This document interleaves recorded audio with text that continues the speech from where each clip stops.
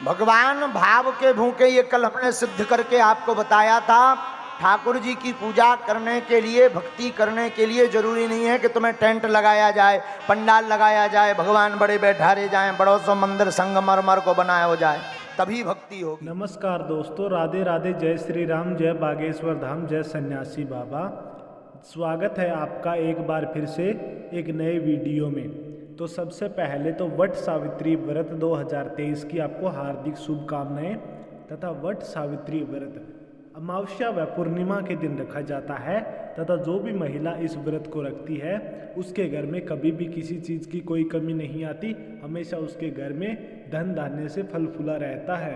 तो प्रिय दोस्तों, अपने हिंदू धर्म में स्त्रियां अपने पति की दीर्घायु और सुखद और वैवाहिक जीवन का तमाम व्रत का पालन करती है। वट सावित्री व्रत भी सौभाग्य की प्राप्ति के लिए एक बड़ा व्रत माना गया है। यह ज्येष्ठ कृष्ण अमावस्या को मनाया जाता है। इस बार वट सावित्री व्रत 19 मई को है, जिसमें सावित्री ने अपनी चतुराई से यमराज को मात देकर सत्यवान के प्राण बचाए थे।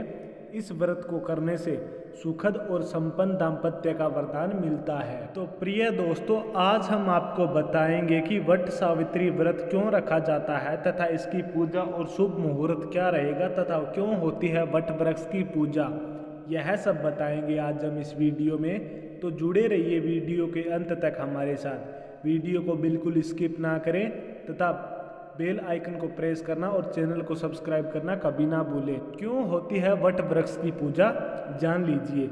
वट वृक्ष होता है जो ब्रह्मा, विष्णु और महेश, इसमें तीनों देवों का वास होता है। बरगद के तने में भगवान विष्णु का वास माना जाता है, जड़ में ब्रह्मदेव का वास माना जाता है और शाखाओं में भगवान शिव का वास माना जाता है।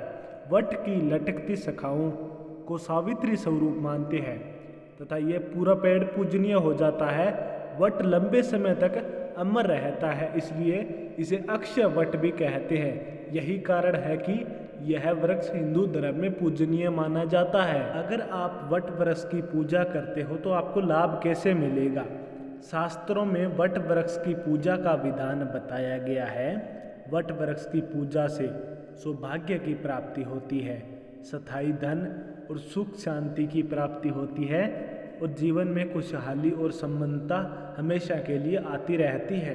अब हम आपको बताने जा रहे हैं वट वृक्ष के व्रत का शुभ मुहूर्त। हिंदू पंचांग के अनुसार वट सावित्री व्रत ज्येष्ठ माह के कृष्ण पक्ष की अमावस्या तिथि को मनाई जाती है।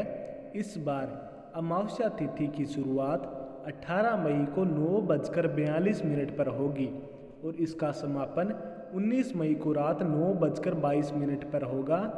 उद्या तिथि के चलते वट सावित्री का व्रत 19 मई को रखा जाएगा तथा क्या रहेगी इसकी पूजन विधि, यह भी जान ले तथा बताएंगे आज हम इसकी संपूर्ण कथा।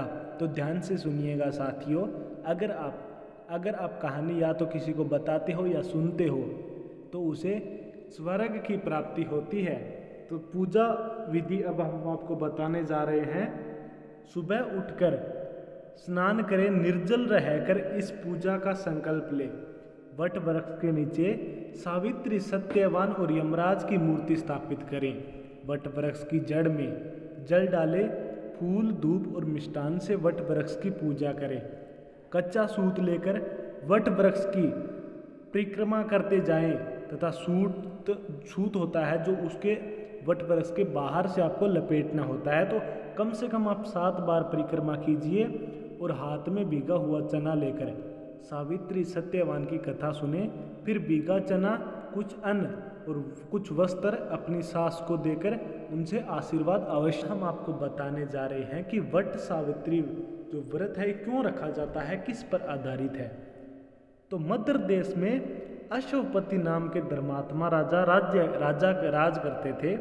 उनकी संतान नहीं थी कोई भी, लेकिन कुछ समय बाद उन्हें एक कन्या की प्राप्ति हुई। इस तेजस्वी पुत्री का नाम सावित्री पड़ा। विवाह योग्य होने पर सावित्री का सत्यवान के साथ विवाह कर दिया गया तथा विवाह के बाद पता चला कि सत्यवान अल्प आयु है और 1 ही साल बाद उसकी मृत्यु हो जाएगी। लेकिन सावित्री अपने दाम्पत्य जीवन के लिए अड़िग रही, यानी अड़ी रही। नारद जी ने मृत्यु का जो दिन बताया, उस दिन सावित्री सत्यवान के साथ वन में चली गई। वन में सत्यवान जैसे ही पेड़ पर चढ़ने लगा, उसके सिर में पीड़ा होने लगी। वह सावित्री की गोद में अपना सिर रखकर लेट गया। थोड़ी देर बाद सावित्री ने देखा, अनेक दूतों के साथ हाथ में पाश लिए यमराज खड़े हैं। यमराज सत्यवान के लिए प्राण को लेकर दक्षिणा की ओर चल दिए। सावित्री को पीछे आते देख यमराज ने कहा, हे पति प्राणाय, जहाँ तक मनुष्य साथ दे सकता है तुमने अपने पति का साथ दिया, अब तुम अपने घर लौट जाओ। सावित्री ने कहा, जहाँ तक मेरे पति जाएंगे वहाँ तक मैं जाऊंगी। सावित्री की पति भक्ति व निष्ठा को देखकर यमराज पिघल गए। उन्होंने सावित्री को एक वर मांगने के लिए कहा। तब सावित्री ने वर मांगा कि मैं सत्यवान के पुत्रों की माँ बनना चाहती हूँ, कृपा कर आप मुझे यह वरदान दे। सावित्री से प्रसन्न होकर यमराज ने उन्हें वरदान दे दिया। वरदान देने के बाद यमराज जब फिर से सत्यवान को लेकर जाने लगे तो सावित्री ने कहा कि पति के बिना पुत्रों का वरदान भला कैसे संभव है। सावित्री की यह चतुराई देख यमराज प्रसन्न हो गए और उन्होंने उसके प्राण मुक्त कर दिए और अदृश्य हो गए। तो आज की कहानी थी हमारी ये। जो भी व्यक्ति है, जो भी माता बहन इस कहानी को अच्छी सच्ची श्रद्धा और प्रेम भाव के साथ अगर सुन लेता है, उसके पति की जो आयु है वो लंबी हो जाती है और कभी भी उसके पति के कोई दिक्कत, कोई परेशानी कभी नहीं होती, तथा जो भी इस कहानी को सही से सुन लेता है उसको स्वर्ग की प्राप्ति होती है।